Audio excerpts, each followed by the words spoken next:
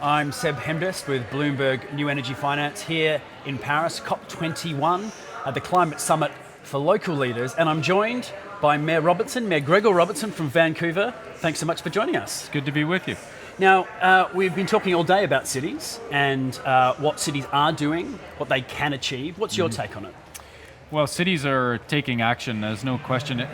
We've had many years of national leaders not making commitments, kind of dragging their feet on the important action to fight climate change, and then the next steps on adapting our world to a new and more challenging climate.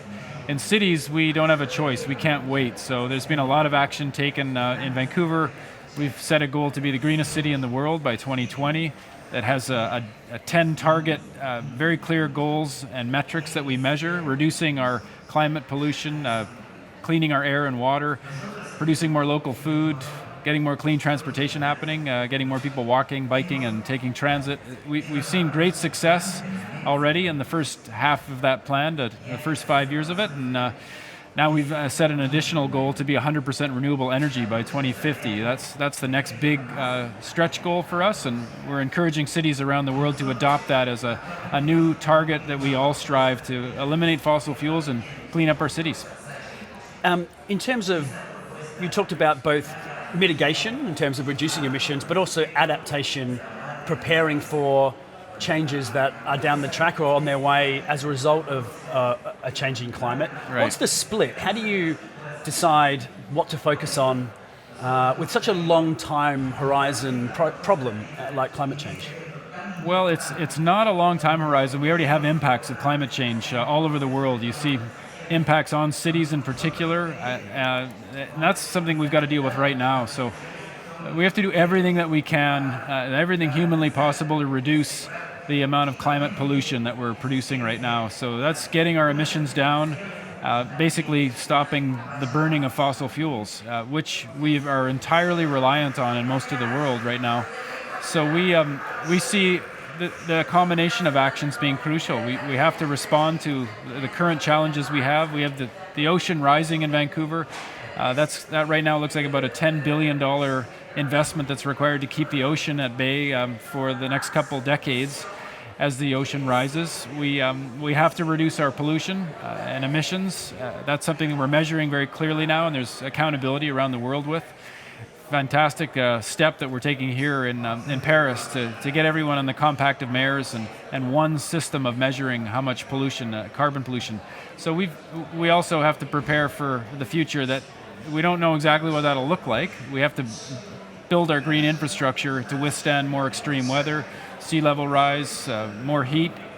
These are all challenges we project. We're already having to make those investments now.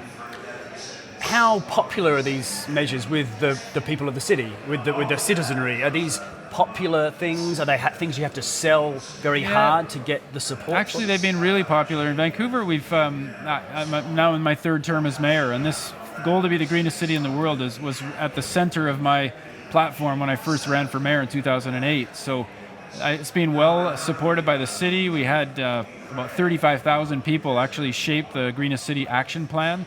A lot of positive contributions made by citizens and businesses. Right now we have over 200 businesses signing a climate pledge to reduce their own emissions, track and reduce, and also to support a bold comprehensive climate agreement here in Paris by national governments and support the city's 100% renewable goal. So we're seeing citizens and businesses at a local level very committed. They know we need to do this. I don't think we can do too much on climate change right now. I think if anything, we're not dealing with it nearly as significantly as we need to be. But we're starting to see momentum and shift, and that's an important thing. In this Paris Climate Summit, we're seeing a lot of awareness and a lot more engagement around taking this more seriously, making bigger, bolder commitments, and getting to the action steps. And what you're doing, that is putting pressure, you think, on national governments, on those who are actually doing the sort of the rough and tumble end of the negotiations over these 2 weeks? Definitely. They're feeling the pressure? Yeah, I say, well, in Canada, we just had a federal election, and we have a new government. Prime Minister Trudeau came in saying, we're going to take climate change seriously, we're going to fight against it.